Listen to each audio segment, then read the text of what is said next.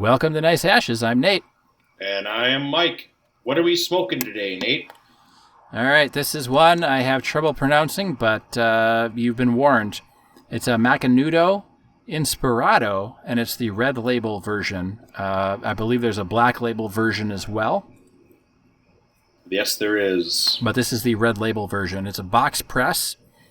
It is less girthy than the Rocky Patel 1990 that we smoked previous episode, and it's a little shorter. I'd say, it's probably about 6 inches? It is a Robusto, a traditional Robusto size. Yes, should be 5 inches. Okay.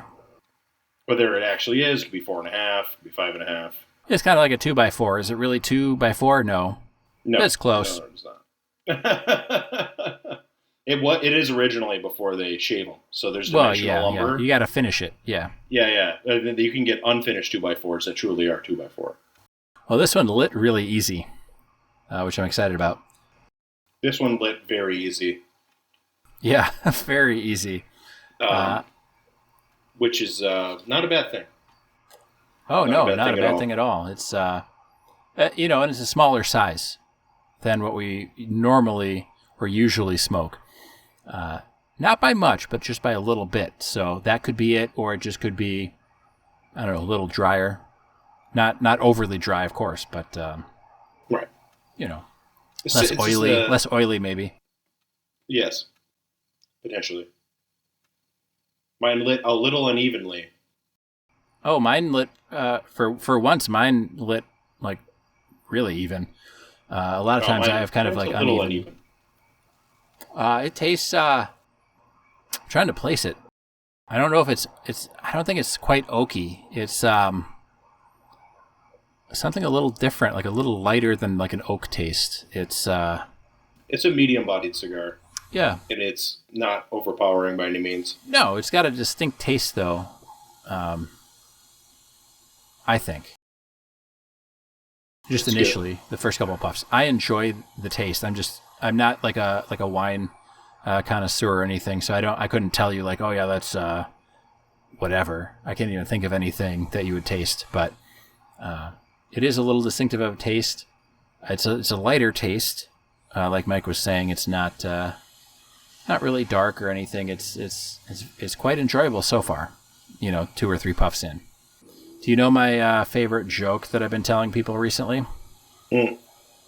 And by people I mean mostly women. And I think I told this when I was with you and Sarah. Okay. But I'll go and I'll look at them very seriously and I'll say, hey, do you know mansplaining is short for man explaining? And I've been getting some really good reactions from that. Really good. So I was just thinking about that as I'm here trying to like bumble my way through like what this cigar tastes like, and I'm coming up short and have no fucking idea. So sorry, listener, but suffice it to say, I like this so far. It is good. I like the box press too. I'm a sucker. Yeah. For some reason.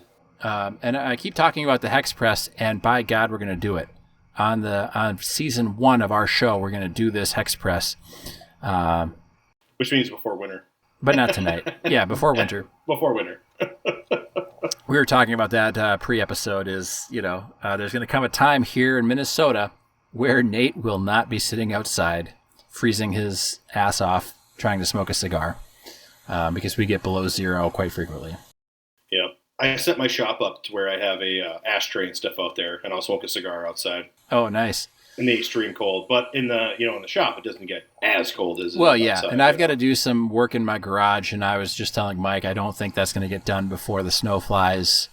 Because then I could go out there and smoke a cigar, and we could continue the podcast over winter, and I think we'll be able to do it. We'll pre-record a lot of stuff, and I can always go visit Mike because he's got a heated patio we can smoke on. Yes, the do-all room. Yes. So speaking about doing it all, Mike and I consumed a lot of media recently. Mike even got to meet one of my best friends. Yes. The one that I typically watch shitty movies with. And so there's quite a few bits of media that Mike and I have consumed. I will tell everyone what those media objects were, and then Mike will get to choose which we talk about first. So, outside of anything we talked about on the podcast here, Mike and myself decided to reread Animal Farm, and it comes in at a whopping 90 pages. So it takes about an hour to read the whole thing. So we both have reread Animal Farm. We talked about on the podcast. We talked about watching the new Predator movie, which is called Prey. And so after Mike and myself smoked some cigars at his place, we recorded an episode. Then we stopped the recording, and what did we do? Tequila cigar, and it's just as great as it was the first one we ever did. And then we went over to my buddy Luke's house, and he doesn't listen to this podcast, but shout out to Luke. But he's the guy that I always watch shitty movies with. We watch a lot of really great movies too, but usually they're more independent, less known by popular society. We watched Prey, and then we followed it up with Sharks of the Corn, the cinematic masterpiece, which Mike, I believe, said he liked better than Prey. Yes, I did. And then we watched some Llamageddon. We watched a little bit of Llamageddon. Yep, a little bit, not a lot. A little bit, and then we watched the Oats Studios, which is the I'm struggling with the name right now, but he did District 9 and Elysium. But we watched the first intro episode to his little how was it, Hulu or some exclusive Netflix. Studio thing? Oh, was Netflix. it really? It was one of Netflix. those. I think I didn't watch the whole thing. I left. Yeah, you had to leave. I watched part of it. I watched the intro, and it was interesting. Very gritty. Yeah, and it stars Sigourney Weaver. Mm-hmm. Neil Blomkamp. That's the guy.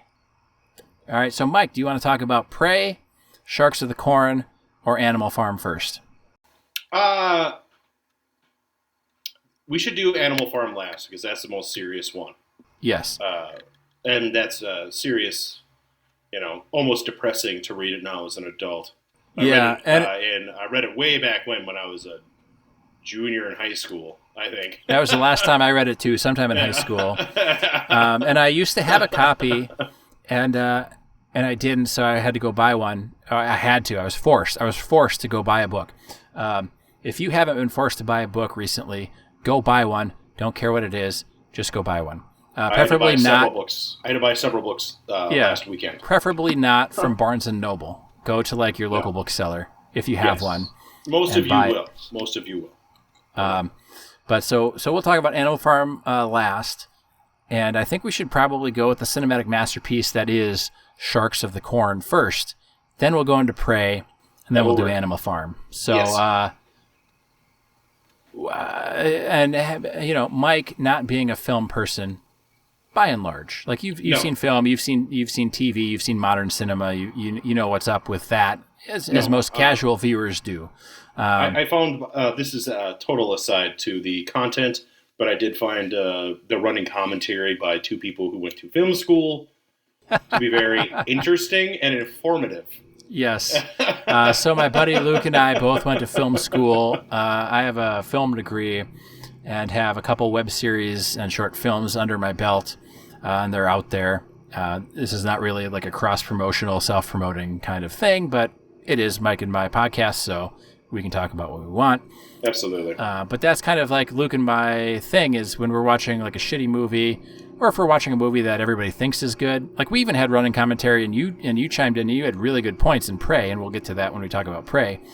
But if it's even if it's a good, supposed to be a multi-million-dollar blockbuster, and it's shitty because the script or the angles or whatever, we'll talk about it. We'll be oh my god, what's this? What's going on? But that's kind of our thing. Is you get a couple drinks in, you throw on a shitty movie after you watch what should be the better movie, and then you just kind of trash it. A lot of people do this. Cinema Sins or Mr. Science Theater, they do the similar thing. We're not trying to emulate them. It's just we're two film school guys that we really enjoy watching movies because they're fun. And you've got before we get too much into Mike's thoughts, let's just preface this with there are multiple different types of shitty movies. So there's a shitty movie that is trying way too hard and they're taking themselves way too seriously. So it's not really enjoyable, but you can kind of like laugh at them, right? So you could be like laughing at them. Not to diminish their effort that they put into it, but if you take it too seriously, you're not really creating entertainment. You're not really creating, a movie that's going to resonate because you're trying too hard. There's a shitty movie that understands that they're a shitty movie and they're just doing it for fun. And those ones you can really enjoy because like they'll try and throw you for a loop knowing that you're a shitty movie watcher, but they know they're making a shitty movie. So they're going to go and have fun with it. And they're going to take it like places you never even thought it could go. And those are really fun. And then there's, there's kind of like shitty movies where it's like a shoestring budget, but they really came together on the story and making their circumstances work. And so it's not really a shitty movie, but it's like a less mainstream movie. So there's a wide gamut there. So I'm not telling you to go out and watch like all the shitty movies out there, but they can be enjoyable if you kind of just expect going into it. Sure. One of my favorite movies of all time is Idiocracy. And I would consider that to be a shitty movie. And it's not for everybody. It's not for everybody. Hates it. She thinks it's trash. And I love it. I think it's wonderful. And it is trash, but I too think it's wonderful. Trash. And it was a couple of years ago, the creators of that came out and said, guys, this was not meant to be a roadmap for where our country is going. Right. So I don't know how much warning we gave you, Mike, about Sharks of the Corn. I mean, the name said it all. That's. I did not know what that was going to be about, but I could gather from the title that it was going to be, terrible. And I liked the opening. The opening was great. You can't go wrong with the first 10 minutes. It's like bad dialogue, drinking, tits, and then blood. And I'm like, all right. Yeah. And that's like great. And like a plastic shark going through the cornfield. And that was hilarious. Oh, and my God. You could see the guys holding the plastic. Well, of course you could. Yeah, I mean, they're not, So it was great. Very entertaining to watch. It opens on a couple, I guess. Or I bet like a one-night stand thing. I don't know. But they're like sitting in the cornfield. They were coming home, or they were after a county fair. They were drinking on the edge of a cornfield. He was drinking because he had like the whole glass bottle, like the 1.75 of vodka or something. It was, what the hell was it? It was New Amsterdam vodka. Yeah, so that was the whole film budget. That's what they paid for. They didn't even take the label off. No, but they always kept it away from the camera, so you couldn't. Yeah, for sure. No. Well, yeah, I could tell what it was because I used to drink New Amsterdam vodka when I was in college. But I don't think that man ever left the field. He always was there with that bottle. Like I don't think he ever left. He did not leave. That was part of the story. He sat down on a. Oh God! Fuck! I forgot that. Like a scarecrow guy that had a penis made out of a zucchini for some reason. No, it was a corn. It was a corn cob. Was it a corn cob? Oh, it was a corn cob. Yeah, it was. Yeah. It was Sharks of the Corn, not Sharks of the Zucchini. Yeah. That was underneath a real life deer hunting stand in the middle of a field. Yes. So they obviously you didn't see the deer stand until like 5 cuts later, and then we were all like.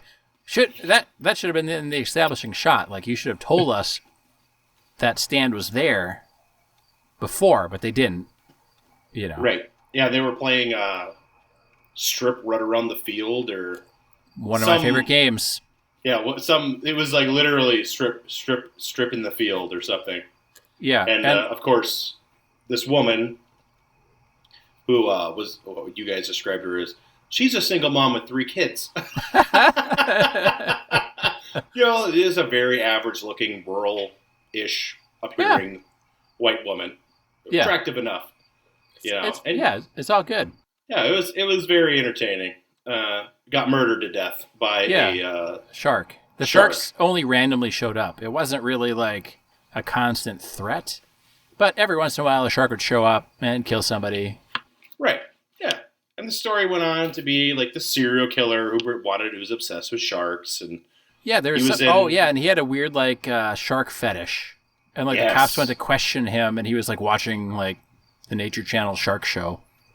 Mm-hmm. And he was dealing with prostitutes and drug dealers, and yeah, and he'd ask him like, "Do you want me to bite you?" or something like that. He was it was great, and they got permission from this clearly a rural motel. Yeah, it was wonderful. It was like they shot it all in like rural wherever the fuck. Yeah, Idaho. No, was that the movie that had Idaho plates, or was it Llamageddon?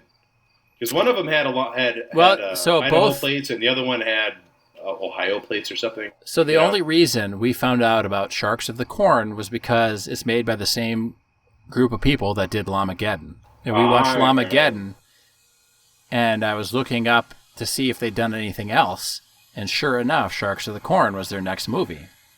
Sure. Okay. But it's not, getting permission to shoot in a hotel is really easy because I got permission in your hometown to shoot in a hotel there for one of my films. Oh, okay. Oh, there we go. So usually the smaller towns, the hotel is just happy to have somebody there. Yeah. Even if you're not paying, like they don't care. Like, hey, we got an open room. Go film. Yeah, no problem. So, but anyway, and then there was like a magical crystal skull and some aliens involved and, some sci-fi shit and, incompetent police. There were some really weird like police scenes. I don't know how the police wronged these filmmakers, but they sure did somewhere. And a special forces guy that clearly had no makeup on, like at all, or special forces training. No, he had razor bumps like from shaving his head. Like you could see they were shaved his head for the movie. Yeah, they were like, hey, bro, we want you to be bald for this. That'd be so badass. And he's like, I've never done that before, but sure. Yep, that's exactly it. And, first time he ever had the skinhead look. Yep. And all, like, their personal cars. You can see it was their personal cars. And then there was that overweight guy that was, like, repeating everything the other guy would say, like the bad guy. Yes. And it was, like, bad, like, mafiosos who had but terrible... But not really, because they were so, like, they were, like, the comedic relief. Almost. Mm-hmm. I mean, it's tough to say because you have a plastic shark being held by like the guy off camera going through the cornfield. So it's tough to say like the mafiosos were the comedic relief, but they kind of actually were. Yeah, and they were trying to act tough, and it was like clearly some dad, uncle of a friend or whatever. Yeah. They were like just guys. But the point of the matter is, as shitty as the movie was, they were just having fun, and it was fun to watch. And anytime you can watch a shitty movie and they're going to, like, I mean, this is going to sound a little crass to say, but you don't watch shitty movies really for the storyline. You watch it for, like, the really goofy stuff and for tits. So they definitely delivered on both. Yes, and it had tits and blood. Yes. And they were, like, normal titties, and I'm a big fan of that. So... well, to harken back to our Free the Nipple episode, Mike's just a fan of nipples, so pretty much just matter. The nipple. Doesn't matter. Yeah. They were just like I say. It's always good to see not like the weird, modern like the fake, scientific project. Where they actually use the the calculus or whatever. You can calculate the area under the curve. Like we don't need. The Fibonacci sequence or something. It's but it was very entertaining, just light popcorny, and they found the alien skull in like this weird shrine in some guy's like mezzanine style barn that had like a dirt floor, like a tractor shed, and they had like a gun. They had a gunfight there too, I thought, or they something. Did. They did. They had a shootout. Yep. And with like a random assortment of pistols and guns that I'm sure that they just all owned, Yes. And I like that sort of thing. Oh yeah, it was very great. entertaining. You don't have to take it too seriously, and if you can tell the filmmakers and the cast and crew and everything, if they're enjoying it and just having fun, like it's just fun. Like, right. Yeah, does it make sense that there's great white sharks swimming kind of around this cornfield? Absolutely not. But it doesn't matter. Like, they're having fun. They wanted to tell the story for whatever reason, and it's fun. So that kind of was, I mean, I don't know if it was like the biggest highlight, because I really liked the Neil Blomkamp Oats Studio episode, but it was definitely one of the bigger up points of the evening. I thought it was very, very good. To start the evening, we started with what you would call like the main movie, or the major Hollywood production movie, which was Prey, and this is, I don't want to say the 15th. But you have Predator 1, Predator 2, and then there was, I think, you had the Alien vs. Predator. There was 2 Alien vs. Predator movies. And then there was like Predator, Predators, and then The Predator. And I'm not sure what order they came out in, but the most recent one was, I didn't like it. My buddy Luke really liked it, but they did the Get to the Choppers, and it was a parking lot full of like motorcycles. So it was really kind of lame tie-in. And did that have Arnold in it, that one? Because Get to the Chopper is the Arnold line. Yeah, but it didn't have Arnold. Oh, well, that's lame. It was a super lame movie. And then there was they introduced like a Predator dog that for whatever reason looked just like the Predators, but it was a dog. And then one of the characters shot it in the head, but it lived, but it was retarded then. And that's not meant to be offensive, other than the fact that they put this in the script and said, we're going to make the dog retarded so that it's now friends with the humans, but we're going to keep this dog and it's very clearly going to be retarded. Like, that's the diss. Like, I don't know how that cleared the writing room. Right? Like, just kill the dog or make it friendly to humans, but don't like shoot it in the head to lobotomize it and then make it friendly and have it be like the comedic relief. Because it's a Predator film. You don't need comedic relief. But so now Prey takes place in, I believe it was 1719. Yes, something like that. I believe. And, they actually put the date on, which I was really happy about. They did, yeah. Because it had the Comanches, and they were in the Rocky Mountain type area, which would have been fairly accurate, to my understanding. More accurate than having them on the Western Plains. Yeah, which the Comanche didn't move in till much later due to westward expansion. Yes, which I believe I made a comment about at the time. Yeah, and so basically and this is, if you haven't seen Prey and you really want to and you don't want spoilers, just don't turn us off, but pause us and then go watch the movie and then come back and hit play again. Sure, but the spoiler is going to be that it's not good. But anyway. Well, so here's what I would say. Here's what I would say, Mike, is of all, and I've seen every Predator movie. Right. And did you mention that your friend Luke had like a miniature library of Predator novels that he... Yep, and Alien novels. And so I have read the Predator novels that he recommended to me and the Alien novels that he recommended to me, and they were fantastic. And they give a lot of backstory to how the Predators behave in the movies even. So there's a whole lot of Predator lore that's out there that actually works well with the movies. And the same was true of like the Star Wars universe until Disney bought them and decided to like retroactively like cancel all of those other Star Wars novels. But yes. We're not talking about Star Wars in this episode. But the Predators, and even if you watch, the original two, right? They're very honorable. They're formidable foes, and they get off on hunting. But they're not about cheap tricks to win. Right. They want a fair fight. They want a fair fight. And I have a few like complaints about the flick, but I will say that Prey is my third favorite Predator movie, behind the original Predator and Predator 2. So it's at least trending the series back into the good film realm. I have only ever seen Predator 1, Predator 2. and now Prey. Okay. And so that would make sense if this was your least favorite Predator. Yes. Because compared to those two, it's the lesser of the three. But if you watched any of the other Predator stuff, I think there's 5 other movies. There's the 2 Alien vs. Predators, and then, 3 other Predator movies. I think you would be a lot more friendly towards this one. I'll say the cinematography and the score, phenomenal. Like, really great. The cinematography was really good. Other than the CGI. Oh, they had the worst CGI animals that I've ever seen in a film. As bad as Sharks in the Field.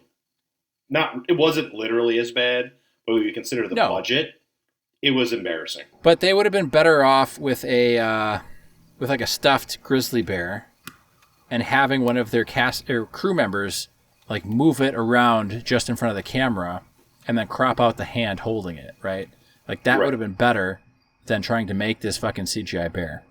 And so there's a scene when they it's not when they first reveal the Predator, which is one of my bigger complaints. Not the biggest complaint, but the bigger complaint is, like, right at the beginning, you see the Predator get dropped off, and you can see him from behind, and then he cloaks, right? And then you see like his cloaked form throughout the first, half hour, 45 minutes. And when you first see him kind of like from the front, he's holding the bear over his head, and the bear's blood is kind of like dripping down and revealing him, which would have been an amazing shot had we not seen the Predator like 5 times previously. Like, if that was the first reveal of the Predator, that's a great first reveal.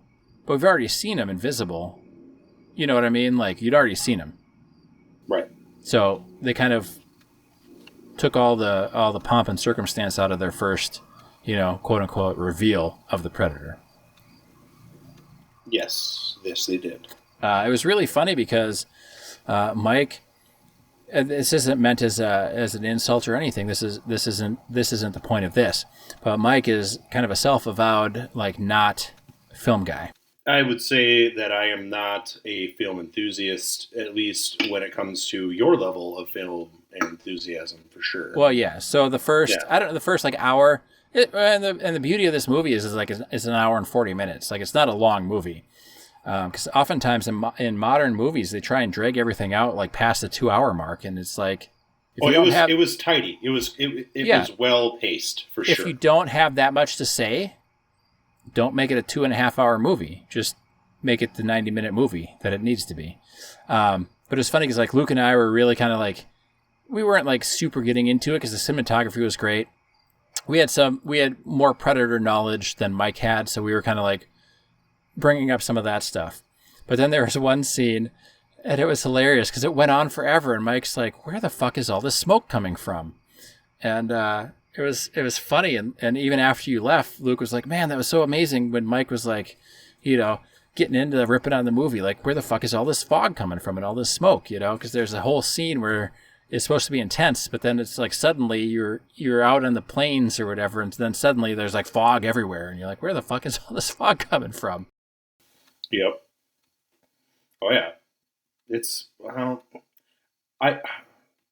and they had I'm gonna rip on the movie now because the main baddies was not actually the Predator. The main baddies were French traders who were beasts. Caricatures. They were caricatures of evil French traders, which is all nonsense. And it was like a band of these French traders. Well, so here's the funny thing about that is like the first time we saw the French traders, there was like 5 of them. But then they were like, where the fuck did all the rest of them come from? Yeah, they take care of the first 5, and then suddenly there's like 100 more French traders just randomly out of the wilderness. So... Right.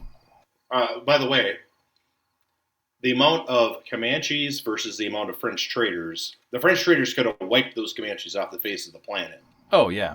And somehow, magically, because they have guns, right? Yeah. They have modern for 1719, yeah. Yeah, they could have wiped them off the face of the planet, and the Predator is just mowing through these guys, like a Predator does with all this modern, crazy technology. Yeah. And then he has a difficulty fighting bows and arrows. Yeah.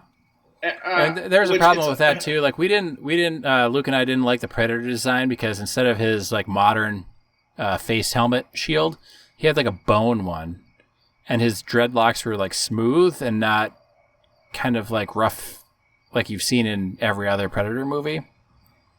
And we were kind of saying like what he should have done when he landed and saw that he was going up against, mostly bows and arrows and tomahawks, is he should have like stripped off his weapons and just gone, like fist to fist with them, or he should have fashioned his own bow. You know what I mean?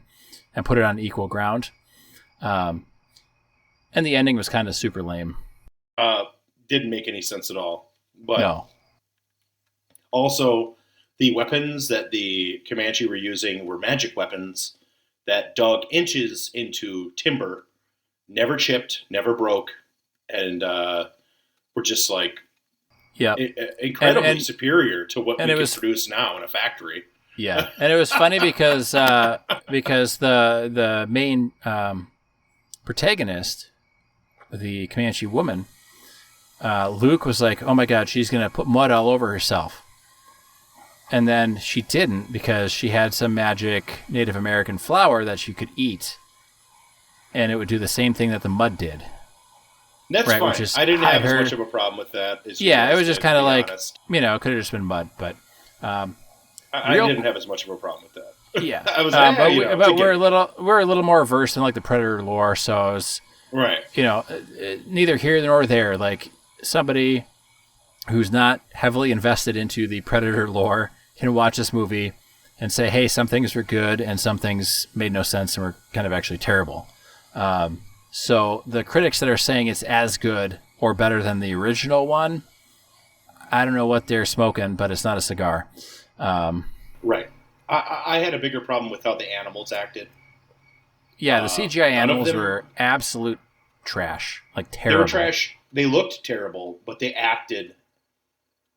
A mountain lion. The Comanche were hunting a mountain lion, and the mountain lion, instead of running away, which is what mountain lions do when they know that there's multiple people out there hunting for it, right? Yeah, just somehow magically started like. But they can tell. Yeah, well, they know that there's other predators out there, and they leave the scene, right? Modern or mountain lion attacks are on an individual basis, and you trap them. Yeah, they're not attacking a group. Yeah, you can shoot them when they're trying to attack animals, but they're very human-averse creatures as a rule. And of course, this animal just is like almost acted rabid. Well, it wanted to stand toe to toe and fight everything, which is just not going to happen. No, that is not a realistic interpretation. And people say, "Oh, it's a fantasy." Blah blah blah. Like, the way fantasy works is that. Everything is normal, and there's fantasy elements added to realistic situations. Everything can't be bullshit. Yeah, you can only suspend your disbelief on certain things. Right. And if you're a good filmmaker, you know where those areas are and where you can take liberties and where you need to not take liberties. Right. Really quick, I'm over halfway done with this cigar already. So I have like a quarter of it, to be perfectly honest. Yes, I was going to say, like, if we want to talk about Animal Farm, we better shift gears. Well, we could push Animal Farm to another episode, too, or we could shift gears. It depends. It doesn't matter. It doesn't really matter to me, either. I'm not going to forget. No. I mean, like, so sure. Animal Farm is not a terribly long book. There's a lot to unpack. A lot to unpack. In the book. Let's go back to Prey, though. Okay. By the way, the cigar is good. It has not changed flavors. Nope. It is a one-note thing. I would say. Go ahead, please. We probably got to come up with like some terms, right? Like one note. One note is a one note, and then the ones that we like that change flavor. Would we call those like complex cigars, or would we call them complex, like multi-stage? Multi-stage. I don't know. Yeah. The tobacconist that designed it. Had a flavor change in mind. We happen to prefer that. The Yes. tobacconist that designed this wanted a one-note cigar that was going to be good, because it's very good. It's good, It's I like very it. good. It's an easy smoke too. I mean, it lit easy. It stayed lit, and I was actually honestly quite surprised because we're like, I don't know, 35 minutes in, and we've just been talking movies, and I looked down, I'm like, holy crap! Like if we want to talk about something else, we don't have much time left, so we'll stay on Prey, and we'll do a big Animal Farm episode next. Yeah, we can do Animal Farm later because it's been very quick. It's smoking fast. Yes. Macanudo has a reputation for being a simple cigar for people at like a golf course. Yes. Traditionally, and they are a major brand. They're kind of like Ashley or Cohiba, where you can buy them everywhere, and it's good. It's very good. Yeah, I like it. Good. Yes. If you're out on a course and you're going to hit a ball around, definitely something that you would want to bring with you. Yeah, you probably need 3 or 4 of them to finish out 18 holes, but yeah, I mean you're going to have a couple sticks and a couple drinks, and it's good. Oh yeah, I would highly recommend it for probably not for sitting down and bullshitting because it's not very long. Yep. But it's good. Yeah, I like it. Or if you wanted to do like what we do watching films, if you wanted to start with something short and quick, just to get into the mood, right, and then bring out the big bad later. You could do that. Yeah, it's a nice short smoke. Yeah, nice short smoke. What? Very good, actually. It is very good. Yeah, this one would be a good one. I don't know if it's a good like intro to cigar, but this one would be a good one for you to smoke or for you to give to a friend that wants to smoke too. I would agree. Yeah, when I say not bad at all, that's kind of a diss. It is actually very good. Oh, it's really good cigar, yeah. It's just well made and smokes, not overly interesting, well. just good. Yep. It's not overpacked or over oily or anything like that. So nope. Not overpowering, in my opinion. It's a good stick. So anyway, back to Prey. It wasn't overwhelming with the women good, men bad trope because the other Comanche men were good. But she did only kill one thing in the whole movie. Yeah. And it was the predator. She constantly hunted and failed. And we talked about this too during the movie. We were like, she has failed every single time she's tried to hunt or tried to find something or kill something. And I don't think it was overly like men bad, women good, because white men bad. Like her brother, right? And so I don't remember if you were still there, if you had gone, but like Luke and I were talking about, we wanted more of the brother. Not because we hate women characters. We love women characters. Like Alien and Aliens are some of our favorite flicks. And you've got all sorts of characters. But the Ripley character is so well written and so well performed by Sigourney Weaver. And this one, I would say that, the lead female overall felt very flat. And some of the most interesting parts were her interactions with her brother, because her brother was kind of, on one hand, if you have a brother or a sibling, you probably know, like on one hand, the brother was like, come on, sis, like, what are you doing? But then he would be very supportive of her throughout. So it was a very kind of nice, like his character was interesting in the fact that it was kind of like a normal sibling thing. And I felt like if we would have had more of that interaction, we could relate to her better. Not that women need a man to justify themselves, but they had kind of set this up in the movie to where he was kind of a nice counterpoint to her kind of stubborn bullheadedness. Which he was a badass male character who supported her. Yes. And her heterodoxy, which is a good place to start, but it never developed. Yeah, they didn't do anything else with it, and instead they decided to not write anymore with those two, and then give, some middle schoolers After Effects and had them make a bear. Right. The bear that acted crazy. as well. I mean, all the animals acted crazy. And there was the wolf like acted crazy. There's like a snake too that acted crazy. Like they were all terrible. And not even from. So Mike's coming at it from like the animal standpoint of what, like how would an animal act, and I'm coming at it from a CGI angle where it's like it's almost Scorpion King level bad CGI. Oh, yes. Like it's that CGI that will snap you right out of the film, and you will say, "That's a bad-looking CGI bear, wolf, mountain lion, snake, whatever it was." They were CGIing. It was all bad. Yes, and I didn't like that the guys, they were like out fishing, and they had like the full war paint on. They always had the full war paint. Every time you saw them, they were in full war paint. It was crazy. And it's like... It's insane. And she would wake up. Like, she woke up one morning, and she was in full war paint. And it's like, well, maybe just show us having her put it on. Like, does she sleep in this? I remember we talked about this, too. We were like, are they all sleeping in their war paint? Or... how are they getting their war paint on so fast? You know, and normally, and maybe it's a trope, I don't know, but, you know, normally you put the war paint on before the big fight at the end of the movie. Right. You know, you don't go out hunting in war paint. I don't think. I don't know. Go out gathering berries in your war paint.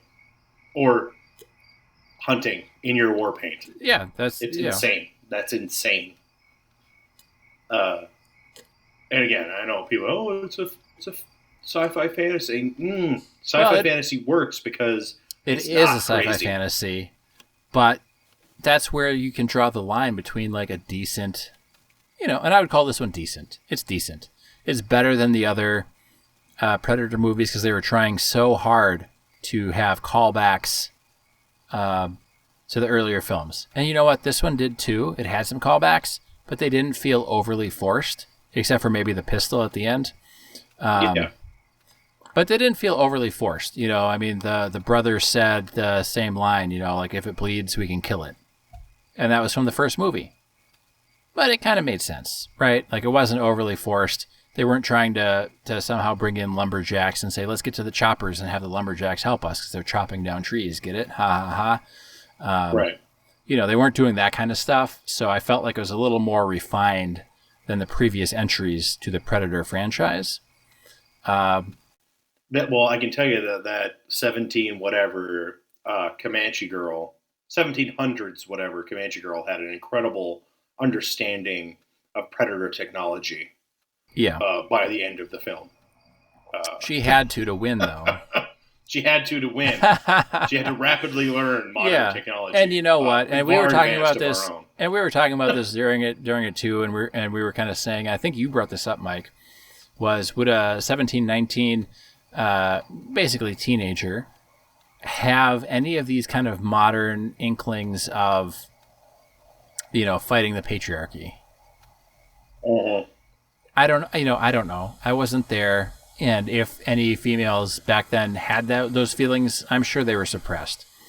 But you have to understand with films, just for anyone that's kind of like going to naysay on Mike or myself, is films are a product of when they are made,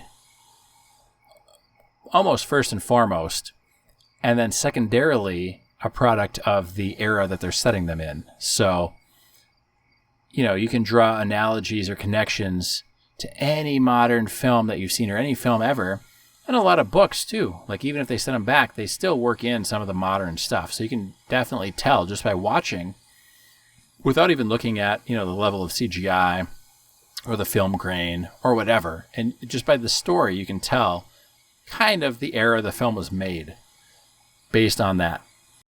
Right. And there are accounts of Native American women fighting whites as warriors, for sure. Because they were, there's Buffalo something, some woman. I wish I remembered her name off the top of my head, but I don't. Yeah. But she's got an incredible story of fighting in the armies of the Plains Indians, you know. Various tribes. And we talked about the female snipers and things too, and war heroes. On a previous episode. So I'm just trying to say I had less of a problem of having a strong or wanting the filmmakers wanting to have a strong female lead set in 1719. Like I didn't really have a problem with that.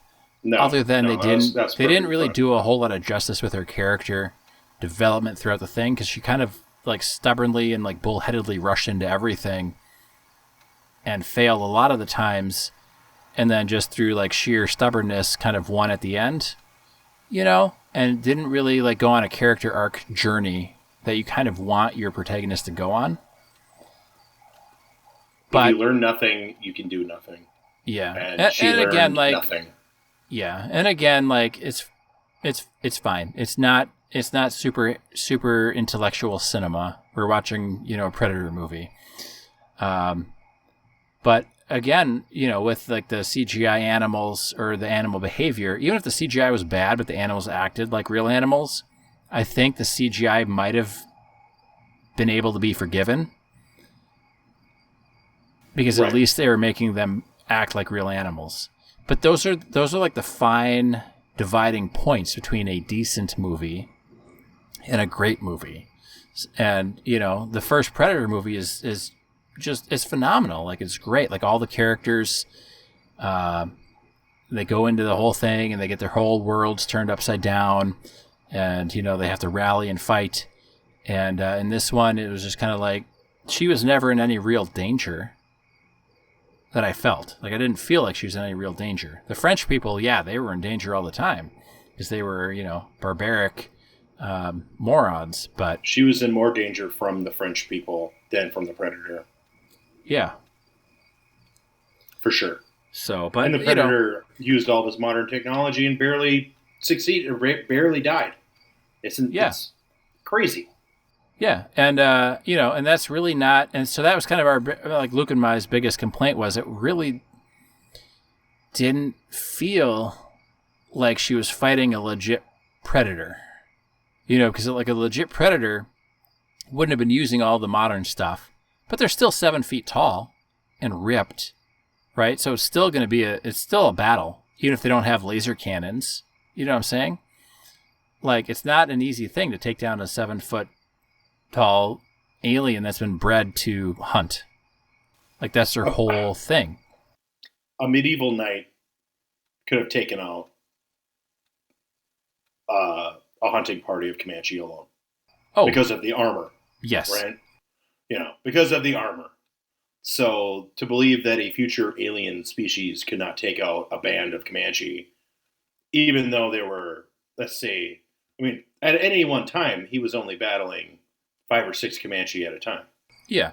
Well, and the problem was that he never took off any of his tech, which he would have if he were a true to the lore predator. Like he would have evened the playing field, right? He would have come at them at a similar technology level. He never would have used his laser guided arrows or whatever the fuck he had. Bolts. Whatever, projectile weapons. Yes.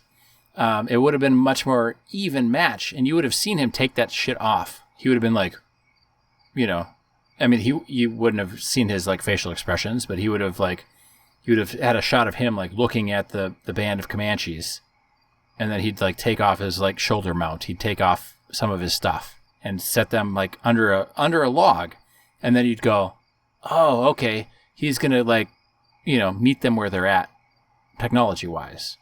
And then it would have been a fight. And then all the stuff that he did later and struggled with would have made sense, right? Right, he was saving the skulls of these animals that he killed. Yeah, like what the fuck? Like a snake. You fucking killed a snake and you're gonna say, good job. Yeah, good job. Great. And super advanced alien killed a fucking snake. You know what? A 6-year-old Native American can kill a snake. But they don't keep the skull because it's a fucking snake. Like poachers go out and catch rattlesnakes. Yeah. All right. Now, it's actually a problem. But like it's not that hard. Kill a fucking snake. It's not impossible by any means, especially if you have like heat sensing shit and you can see it before it sees you. Well, yeah. And if you're a fucking 7 foot tall like alien, and we don't even know if the snakes here are venomous to you, like nobody knows. Right. Really hard to kill a wolf that is attacking you and not running away. which is not Yeah. what wolves do. No. I mean, right? And wolves are pack hunters, so there should have been Yeah, like a solo whole wolf. fucking pack of wolves. Right. A solo wolf is not going to attack a predator. A solo wolf is probably not going to attack Much of anything. one person, let alone a band of people. When they don't even attack healthy animals. They go for the sick and the weak, Right. like Right. so, if you're all like super hopped up on the predator lore, you might not enjoy the film. If you have watched any of the other recent Predator films, you'll probably think this is a nice breath of fresh air. It's beautifully shot. You can't deny that, but that doesn't carry a film. It only adds. So, right. I wouldn't say it's the best Predator film ever made. I wouldn't say it comes close to the first two even, but is better than any of the other ones. I'm officially done with the Macanudo. Yep, I'm just about there. But I'd say if you're thinking about watching Prey, and if anything we've said here has kind of made you think like, man, maybe I shouldn't, you should probably just go watch Sharks of the Corn or Llamageddon. Yes. And just know you're going into something completely goofy, and get yourself in the right mindset to watch something goofy instead of something serious. I would wholeheartedly agree with that. But this Macanudo was very enjoyable. It was very good. It was good throughout. It pretty much, from the first puff to the last, did not change at all. But that's not a bad thing because it was good. That is fine. Yeah. It's a good cigar. And that wouldn't be a bad one to just have a bunch of, And you want something quick, want something that's solid, consistent, that would be your cigar. Absolutely. All right. Well, thanks for listening. Have yourselves a good week.